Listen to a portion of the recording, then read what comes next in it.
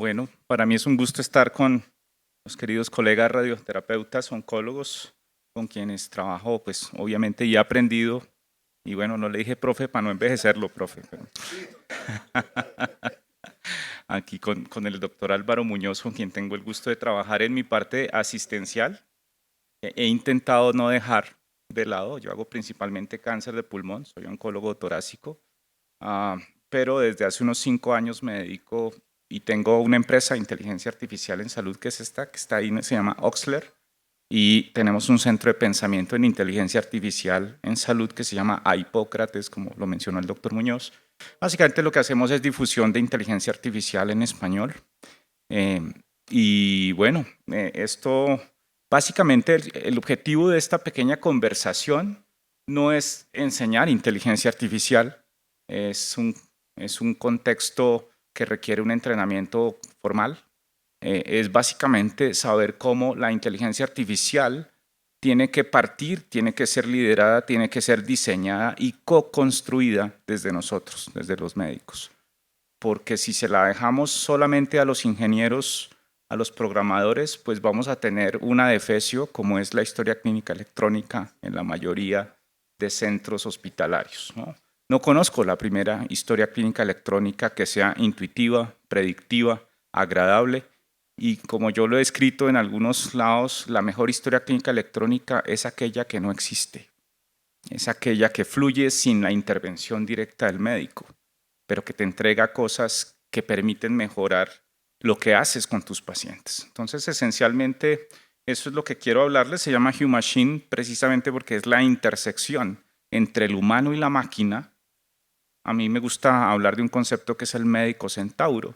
Y es que, como bien dice Mertalan Mescot, los médicos nunca serán reemplazados por una máquina, pero los médicos que utilicen bien las máquinas para ser mejores médicos reemplazarán a los que no.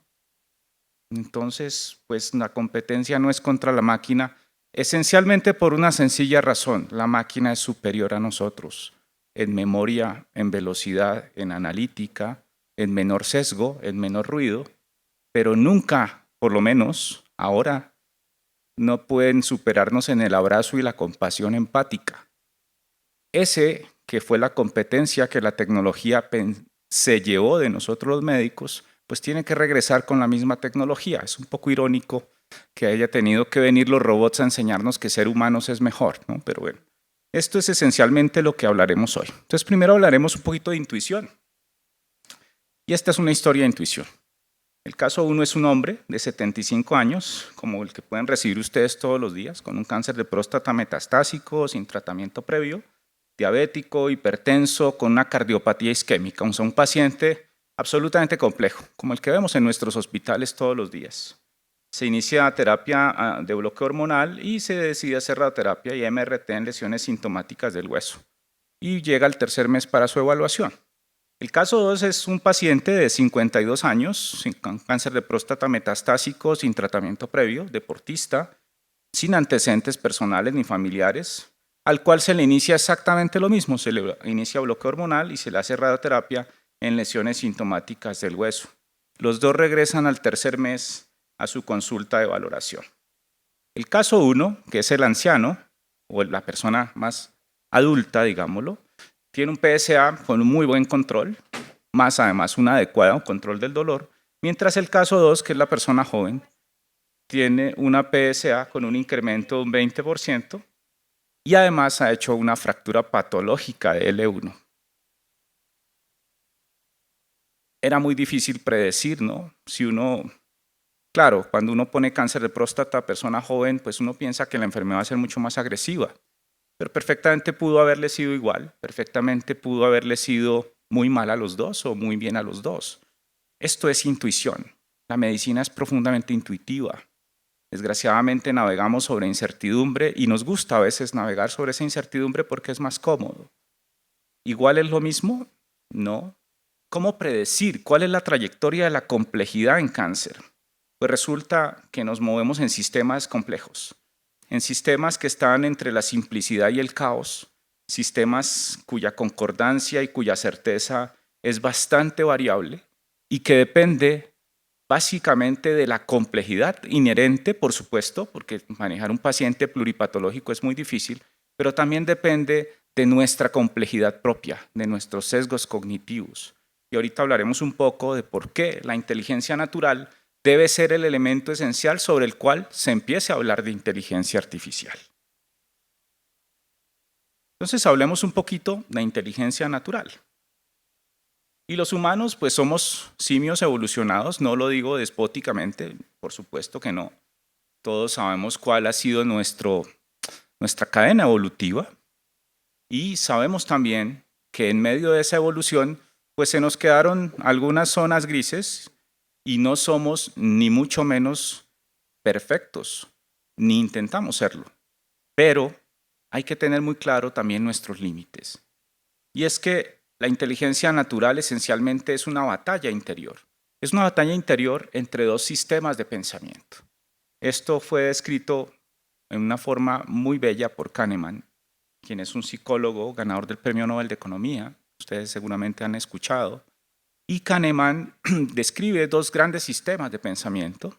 El sistema 1 es el que caracteriza, por ejemplo, las decisiones de la persona a la que podemos llamar intuitiva, impulsiva.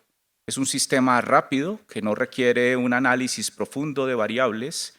Es un sistema que está enfocado esencialmente en responder. Hay personas que tienen ese sistema 1 hipertrófico, ustedes las conocen, ¿no? Y a veces pueden llegar a altos cargos en los estados, en nuestras naciones, y son personas que están gobernadas por el sistema 1.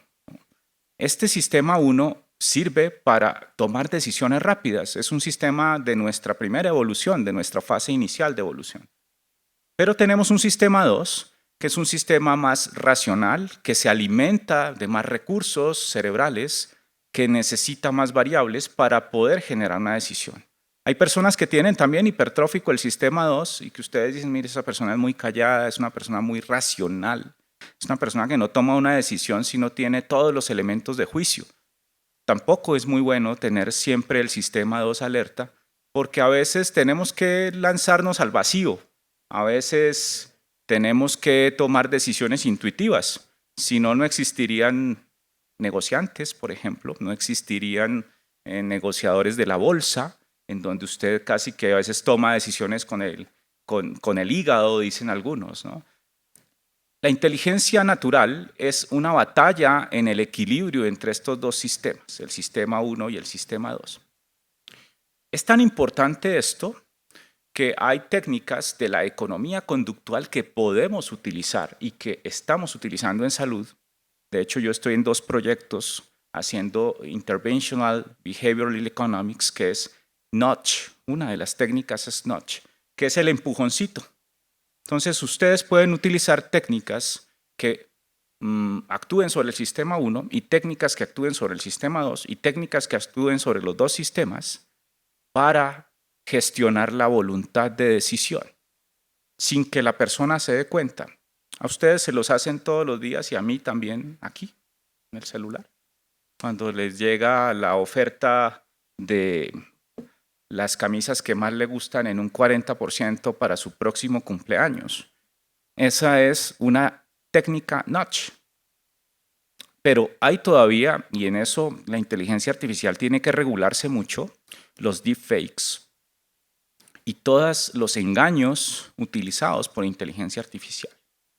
Yo comentaba, creo que Alejandro estaba en esa reunión, comentaba que cuando yo hice mi primer programa de inteligencia artificial en el MIT, nos recibió en un video Obama y yo decía, bueno, es que es el MIT, esta gente pues tiene unas relaciones impresionantes. Y en la medida en que Obama nos recibía al grupo y hablaba, su cara se fue transformando en el profesor indio que era nuestro jefe de cohorte, nuestro director de cohorte. Era esencialmente una transformación a través de una red neural de convolución muy sencilla. Ahorita les muestro cómo es una red neural de convolución desnuda. Y nos habían engañado. O sea que perfectamente la inteligencia artificial servirá para engañar o servirá para cubrir engaños, ¿no? Es decir, es posible que si alguno de los aquí presentes lo encuentran saliendo de establecimiento taciturno, pueda decir en el futuro, no, era un deepfake, ¿no? Bueno, la inteligencia entonces esencialmente es capacidad de razonamiento, capacidad para encontrar datos relevantes en la memoria y capacidad para prestar atención cuando ésta se requiera. La capacidad de prestar atención es un elemento de la inteligencia natural que se está perdiendo mucho. La capacidad de conversación, la capacidad de escucha es casi que una cualidad de un directivo. ¿Cuántos de ustedes no se desconectan inmediatamente de un trabajo cuando andan donde su jefe y él está ahí, la pantalla, la otra pantalla, no le escucha absolutamente nada, no hay esa conexión, ¿no? Nosotros los seres humanos somos seres primero emocionales, no somos seres racionales. La racionalidad tuvo que llegar un poco después. Entonces, esto es súper importante, es decir, que la inteligencia en sus 7 dimensiones tiene un componente de inteligencia emocional, que es mentira que garantice el éxito, pero sí es verdad que garantiza que usted es inteligente. ¿Sí?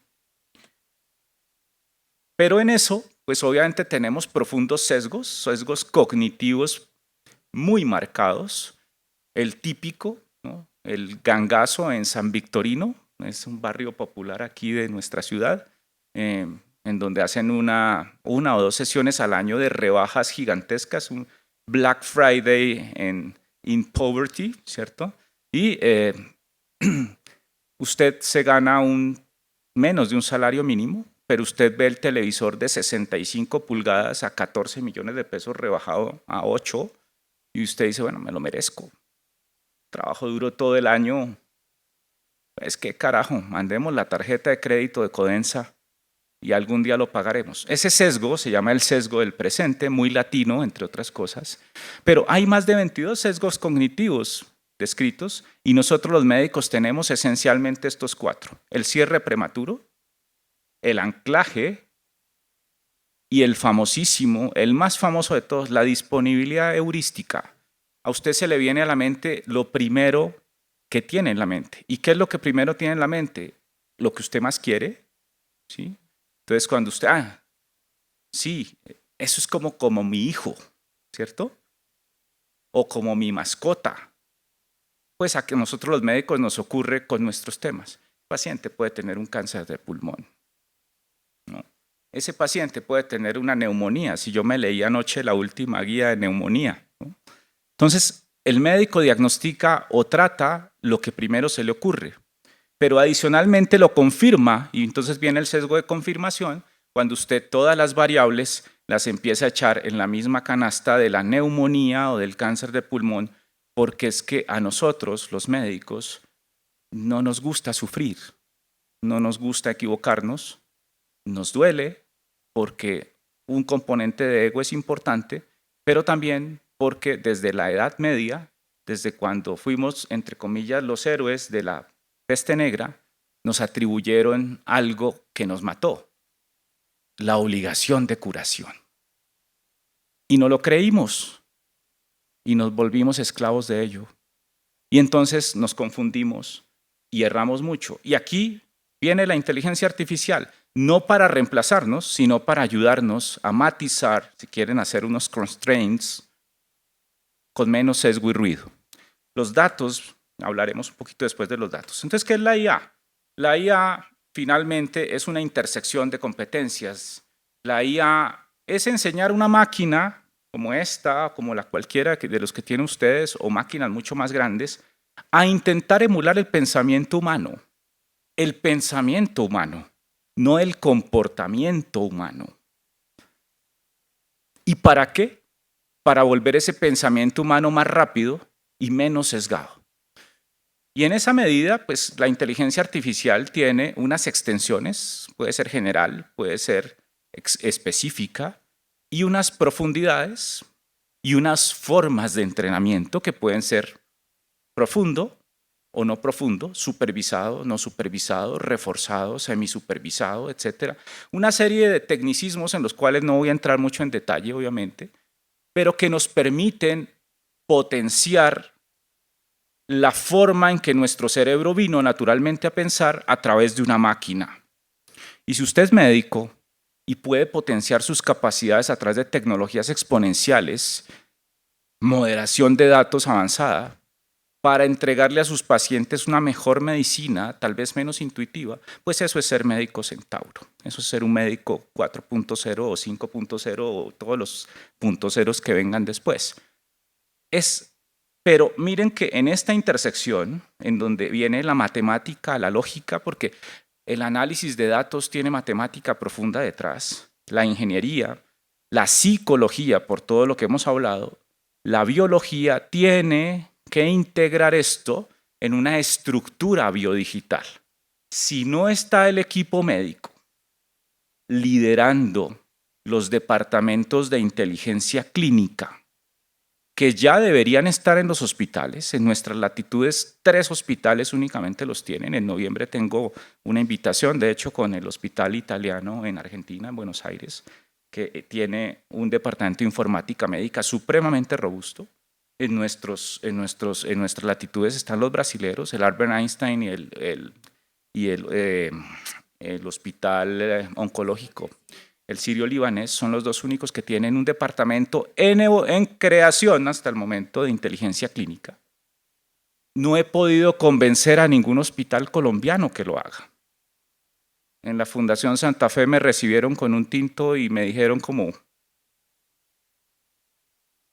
sigue tu camino. Y eso que trabajo allá, ¿no, profe? En otros hospitales, pues no van a destinar dinero para esto. Esto no es el futuro, esto es el presente. Ahora, solo de todos los desarrollos de inteligencia artificial, menos del 5% tienen un uso efectivo y en salud en los hospitales. Es mínimo, pero esto va a cambiar muy pronto. Miren esto. Esto es un entrenamiento básico de un bot. El audio del video. ¿Su paciente tiene cáncer de pulmón no microcítico? Sí. Sí. Sí. ¿Confirmo el diagnóstico? Con biopsia. Doctor, solo puedo seleccionar entre estas 4 opciones. Biopsia de la lesión primaria, biopsia de lesión metastásica, citología de líquido pleural, pericárdico y otros. Biopsia de la lesión primaria. Ok, doctor, guardaré tu diagnóstico como biopsia de la lesión primaria.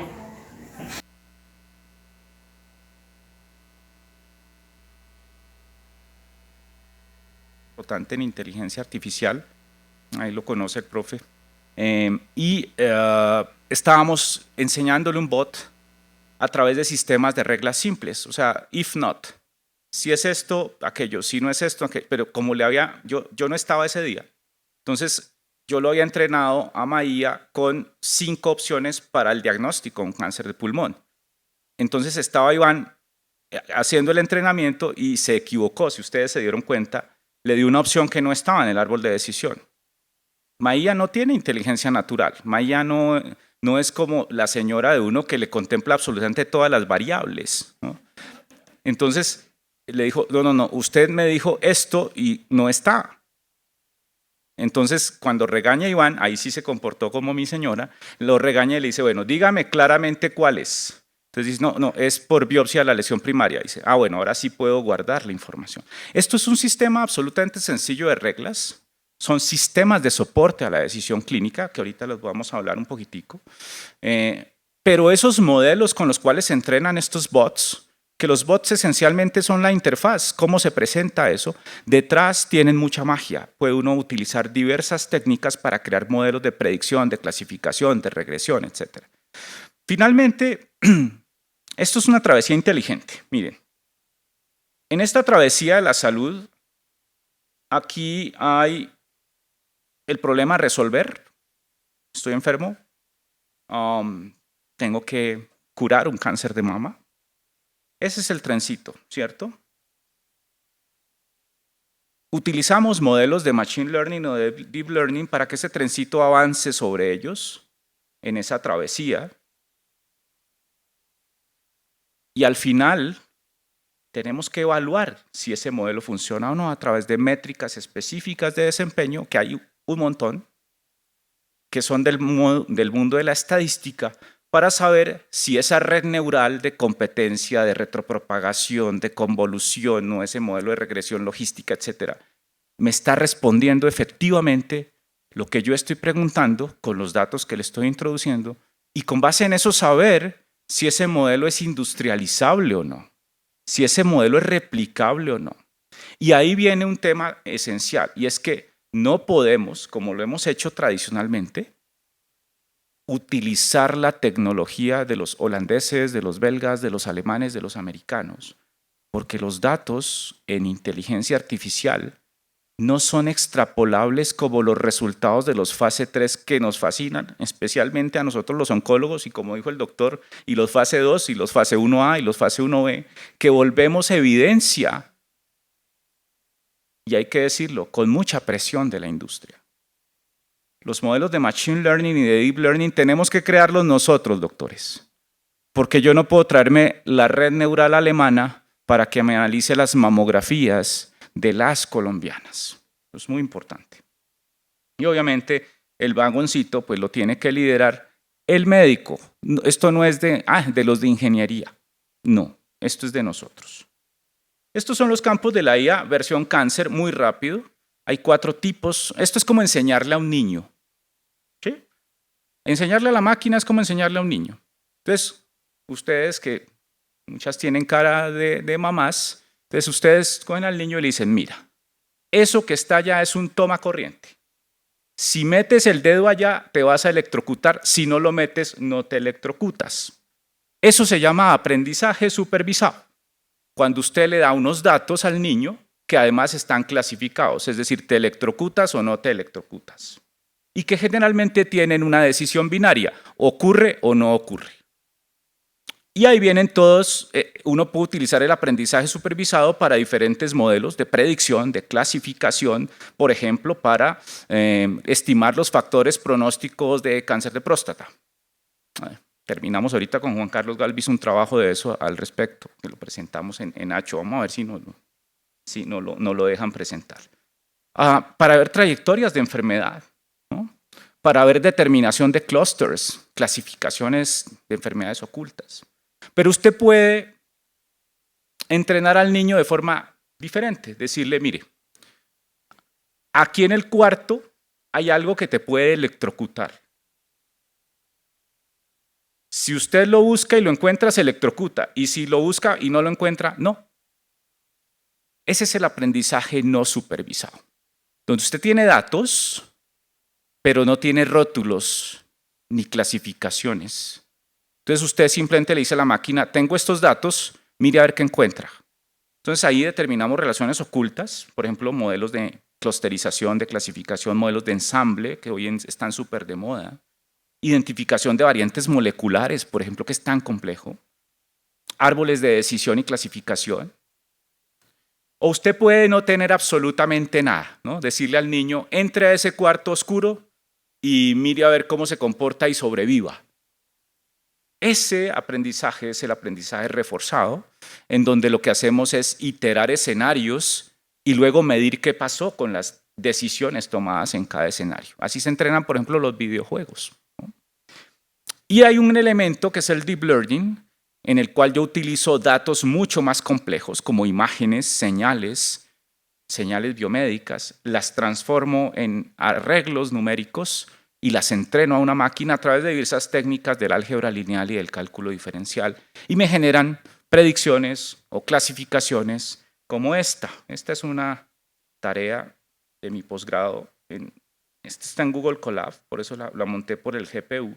Entonces esto es básicamente código, no voy a entrar en código. Entonces mire, esto pudieran ser imágenes de TAC para una simulación de una radioterapia. Tú lo que haces esencialmente es traer las imágenes, las vas mejorando a través de, las empiezas a conocer a través de análisis exploratorio de imágenes, luego la clasificas, entiendes tus datos. Eso es súper importante, enamorarse de los datos con los que vas a trabajar. Luego las mejoras a través de diversas técnicas computacionales, luego haces transformaciones y preprocesamiento para dejar las mejores imágenes, Luego construyes el modelo, esto es una red neural de convolución, que es como las que les dicen a ustedes, no, es que este equipo X de radioterapia tiene incorporada inteligencia artificial para hacer una mejor planeación o hacer una mejor incorporación del tratamiento a través de redes neurales. Esto es una red neural desnuda. Esto esencialmente es, uno le da los parámetros de programación, si la quiere convolucionar, si no la quiere convolucionar, y posteriormente esa red empieza a iterar, empieza a producir clasificaciones o predicciones con unas métricas que ustedes ven aquí de exactitud que van mejorando y que usted puede inclusive evaluar, mire cómo le me está yendo en el set de ensayo y de validación y mira con eso si está haciendo overfitting, underfitting, bueno, una serie de cosas técnicas. Quería esencialmente mostrarles que esto, mire, usted puede saber cuántos está prediciendo y cuántos no. ¿Cuántos estoy diciendo que son 0 y eran 6? ¿Cuántos estoy diciendo que son 0 y efectivamente son 0? ¿No?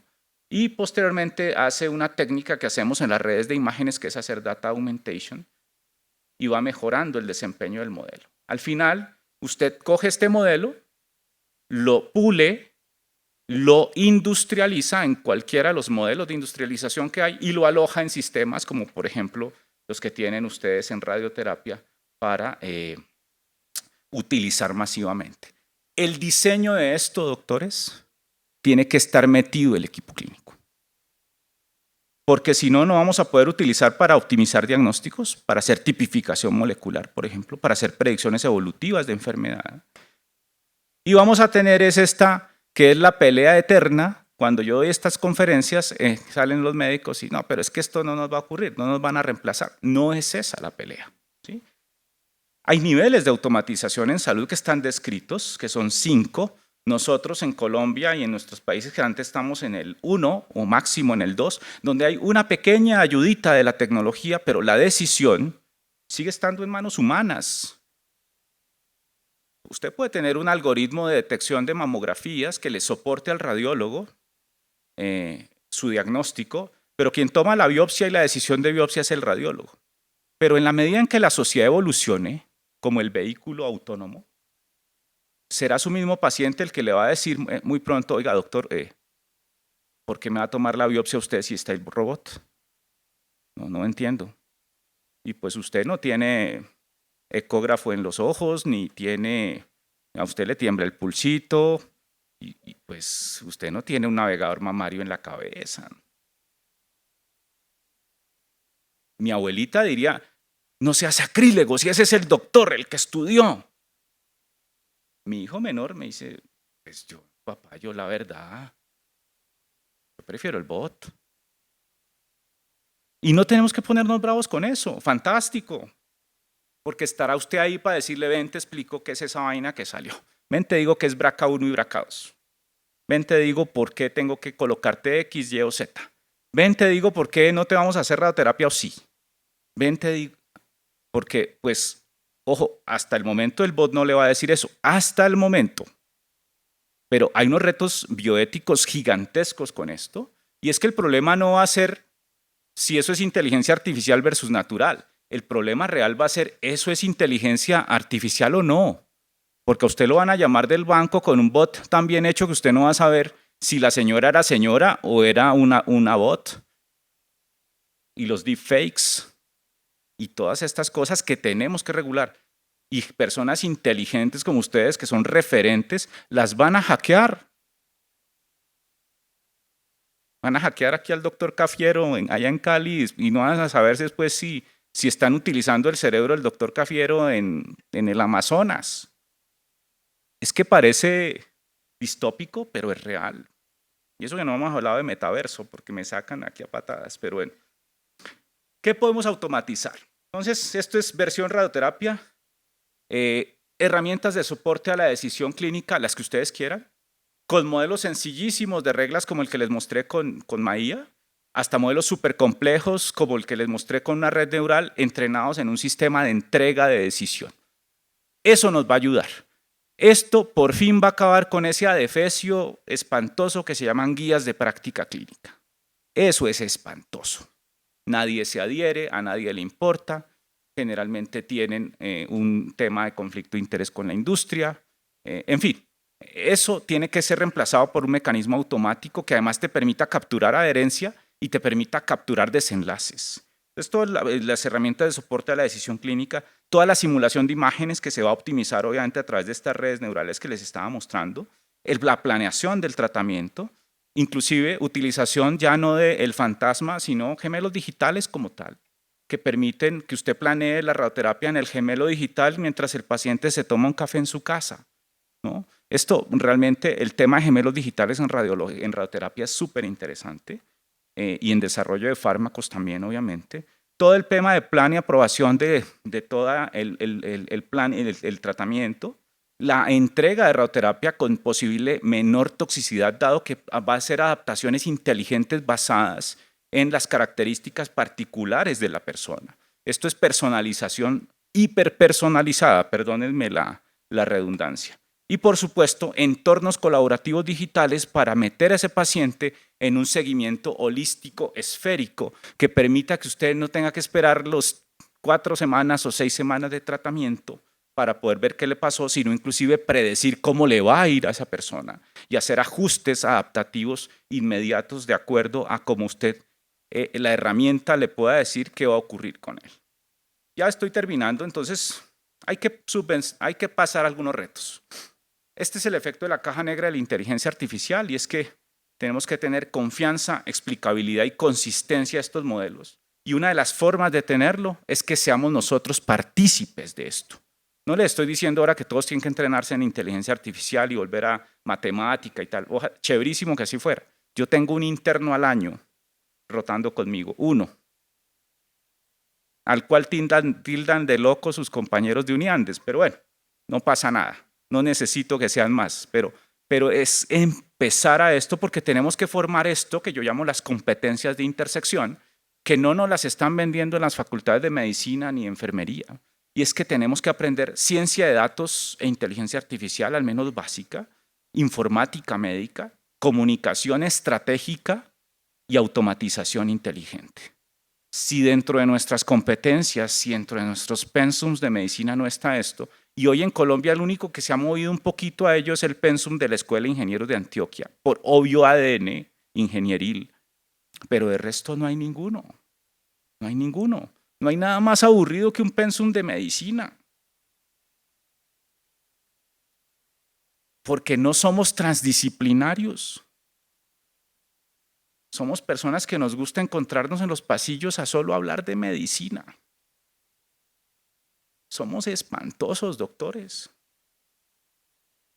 No lo estoy diciendo peyorativamente, lo estoy diciendo porque tenemos que despertarnos, tenemos que abrazar otras áreas del conocimiento. Fantástico que a uno en medicina le metieran antropología, sociología como debe ser, matemática enfocada, comunicación adecuada. Somos unos tarados en comunicación. ¿Qué es lo que nos va a quedar después de que las máquinas arrasen con esto? Porque no va a suceder así, pero no hay forma alguna en que yo, por más cáncer de pulmón que sepa, subvierta el algoritmo entrenado por Patrick Forde en cáncer de pulmón. No me voy a poner a pelear con eso. ¿No? Entonces, me gustaría que nos moviéramos a lo que llamo la exponenciómica, ¿no? Y es que entender la fisiopatología no del enfermo, de la complejidad, de las relaciones de la enfermedad, no de la enfermedad X. Hacer modelación predictiva y prescriptiva y a personalizar en forma inteligente. Personalizar se ha vuelto molécula, ¿no? ¿A ti te hicieron medicina de precisión o no? Entonces yo les decía en un foro de medicina de precisión, le decía, ¿cuánto daño le hizo a la medicina que le pusieran el apellido de medicina de precisión? Porque cuando yo digo medicina de precisión, cualquier paciente podría preguntar, ¿y si a mí no me hacen medicina de precisión? Es que es medicina imprecisa. Y me están metiendo en una inequidad. ¿Sí o no? No le pongamos apellidos a la medicina simplemente es medicina. Lo que tenemos es que utilizar las herramientas que tenemos hoy para hacer verdadera medicina. La que nos quitaron escribiendo entre las historias clínicas y explicándole a los aseguradores por qué tengo que hipofraccionar o por qué no. Entonces, Esto no lo voy a entrar por tiempo, esto es cómo deberíamos navegar el cáncer en el 2030, utilizando modelos de inteligencia artificial, ecosistemas digitales que conecten a esa persona con el mundo, que nos devuelvan los datos a nosotros para poder seguir optimizando el ciclo. Estos son mis datos, quienes quieran seguirnos en las redes, escribirme, si estén interesados en el tema, inteligencia artificial aplicada, ¿no?